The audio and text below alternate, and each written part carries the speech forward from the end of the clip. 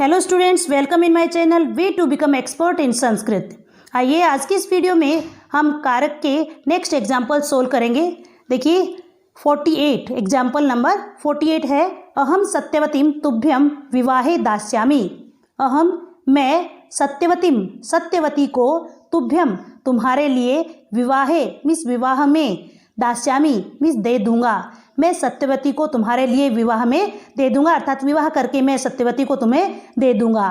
तो देखिए यहाँ पर दा धातु के योग में यानी हम कर्ता जिसको भी उद्देश्य करके दान कार्य करता है उसमें चतुर्थी विभक्ति का प्रयोग होता है। तो यहाँ पर तुभ्यम मीन्स तुमको विवाह में दान कार्य यानी तुमको सत्यवती को दिया जा रहा है, इसलिए युष्मत शब्द की चतुर्थी विभक्ति का प्रयोग हुआ है। तो हम देखिए रीजन और विभक्ति यानी कारण और विभक्ति किस प्रकार से लिखेंगे। यहाँ इस वाक्य में इतना नहीं लिखेंगे, अत्र अस्मिन वाक्य देन ऑल्सो इनफ। जैसे यहाँ डायरेक्ट लिख देंगे हम दा धातोः योगे, दा धातोः योगे चतुर्थी विभक्ति भवति। चतुर्थी विभक्ति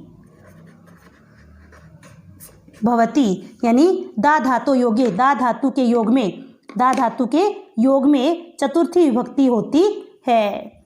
नेक्स्ट, सिद्धार्थ प्रासादात वनम निर्गच्छत। सिद्धार्थ महल से वन में निकल गया। अब महल से वो वन में गया यानी महल से निकल करके वन को चला गया, तो महल से अलग हुआ तो हम क्या लिखेंगे। देखिए अपादाने, अपादाने पंचमी विभक्ति भवति। पंचमी विभक्ति भवति। अपादाने पंचमी विभक्ति भवति यानी अपादान कारक में पंचमी विभक्ति होती है। नेक्स्ट देखिए, गंगा शांतनु भार्या आसीत। गंगा शांतनु की पत्नी थी। अब यहाँ पर गंगा और शांतनु इन दोनों का संबंध बताया है कि गंगा किसकी पत्नी थी, शांतनु की पत्नी थी। ठीक है, तो संबंधे षष्ठी विभक्ति भवति। हम लिखेंगे यहाँ पर संबंधे षष्ठी विभक्ति भवति। संबंधे षष्ठी विभक्ति भवति। देखिए नेक्स्ट है, अहम सदा ब्रह्मचर्येण स्थास्यामि। मैं हमेशा ब्रह्मचर्य की का पालन करूँगा। तो देखिए यहाँ पर जो है ब्रह्मचर्येण स्थास्यामि भी ब्रह्मचर्य से रहूँगा। यहाँ पर उनके रहने का साधन क्या है, ब्रह्मचर्य। ब्रह्मचर्य के नियमों का पालन करेंगे। तो यहाँ पर जो है ये तृतीय विभक्ति का प्रयोग हुआ है, तो हम क्या लिखेंगे यहाँ पर करण कारके तृतीय विभक्ति भवति। तृतीय विभक्ति भवति।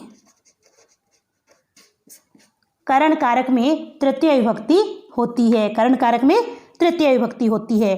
नेक्स्ट व्हाट विल राइट, प्रतापात भीतः शत्रुवः मेद पाटम न आयातः। प्रतापात मीन्स प्रताप से भयभीत, शत्रु मेद पाट मीन्स मेवाड़, न आयातः नहीं आए। ठीक है, प्रताप से भयभीत शत्रु वहाँ यानी कहाँ पर, मेवाड़ में नहीं आए।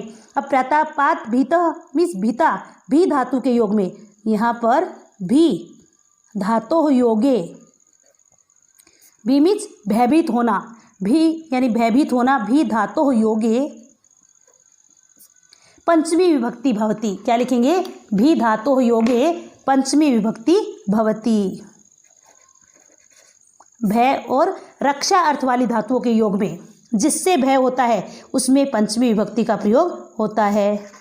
तो क्या लिखेंगे, पंचमी विभक्ति भवति। जब ये सारे एग्जाम्पल्स आप देखोगे तो ये सेंटेंस ऑटोमेटिक आपको लिखने के लिए आ जाएंगे। ठीक है, ये समझ में आ जाएंगे और बार बार आपको एक बार सारे लिख करके देखने तो इजीली आप एग्जाम में लिख सकते हो। इन सारी सेंटेंसेस को देखने के बाद आप एग्जाम में एक भी सेंटेंस रॉन्ग नहीं कर सकते, ये मेरी गारंटी है आपके साथ। देखिए, अहम रेल यानेन ग्रामम गमिष्यामि। अहम मैं रेल यानेन मीन्स रेलगाड़ी से ग्रामम गमिष्यामि गांव जाऊंगा। तो यहाँ पर रेलगाड़ी गांव जाने का साधन है, तो क्या लिखेंगे। देखिए करण कारके तृतीय विभक्ति भवति। तृतीय विभक्ति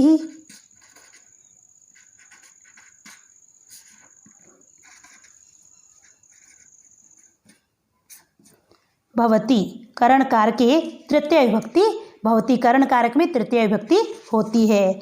नाउ नेक्स्ट, चोरात भीतः बालकः क्रंदति, चोर से भयभीत बालक रोता है। तो यहाँ पर भी भी धातु योगे, भी मीन्स भयभीत होना, भी धातु योगे पंचमी विभक्ति भवती, पंचमी विभक्ति भवती, यानी भी धातु के योग में पंचमी विभक्ति होती है। नेक्स्ट देखिए, नास्ति क्रोधेन समः शत्रु, क्रोध के समान और कोई शत्रु नहीं है। ठीक है, समः, क्रोधेन समः, समः के योग में कौन सी विभक्ति का प्रयोग हुआ है? तृतीय विभक्ति का। देखिए, समः या तुल्य योगे, समः योगे तृतीय विभक्ति भवती।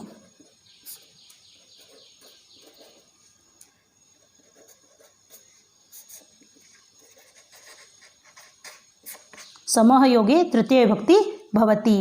नेक्स्ट है, नदीम परितः जलम अस्ति, नदी के चारों ओर जल है। ठीक है, तो परितः, अपना तो परितः शब्द गया, अभितः परितः समयानिक्षा। ठीक है, परितः शब्दस्य योगे, परितः शब्दस्य योगे कौन सी? द्वितीय विभक्ति भवती, द्वितीय विभक्ति भवती। ठीक है, परितः शब्दस्य योगे, परितः शब्द के योग में द्वितीय विभक्ति भवती, द्वितीय विभक्ति होती है। परितः शब्द के योग में द्वितीय विभक्ति का प्रयोग होता है। नेक्स्ट देखिए, अहम शरणार्थिनम कदापि व्याधाय न दास्यामि, मैं शरण में आए हुए को कभी भी शिकारी के लिए नहीं दूंगा। यहाँ पर दा धातु के योग में तो हम क्या लिखेंगे? देखिए, दा धातु योगे, दा धातु योगे चतुर्थी विभक्ति भवती, चतुर्थी विभक्ति भवती, चतुर्थी विभक्ति भवती। ये सेंटेंसेस न केवल आपके लिए यानी कारक का क्वेश्चन सोल्व करने के लिए, बल्कि अशुद्धि संशोधन के लिए भी आप लोगों को प्रिपेयर कर लेने हैं कि आपको ये पता होना चाहिए किसके योग में कौन सी विभक्ति का प्रयोग होता है, क्योंकि एग्जाम में इन सेंटेंस को गलत करके आपको देंगे और उसके बाद क्वेश्चन को कहेंगे कि अशुद्धि संशोधनम कुरुत, मीन्स अशुद्धि संशोधन करें। ठीक है, तो अगर आपको पता है कि इसके योग में इस विभक्ति का प्रयोग होगा तो कारक से संबंधित अशुद्धियों को आप आसानी से सोल्व कर पाएंगे। ठीक है, अच्छा देखिए, अभी भी इसके बावजूद ये मैंने एग्जाम्पल्स 57 एग्जाम्पल्स आपको सोल्व करके बता दिए हैं। इसके बावजूद, इसके अलावा भी अगर जो कुछ भी इस प्रकार का रह जाए जो आपको समझ में नहीं आए तो आप कमेंट बॉक्स में ज़रूर लिखें। अगर वीडियो पसंद आई हो तो लाइक करें।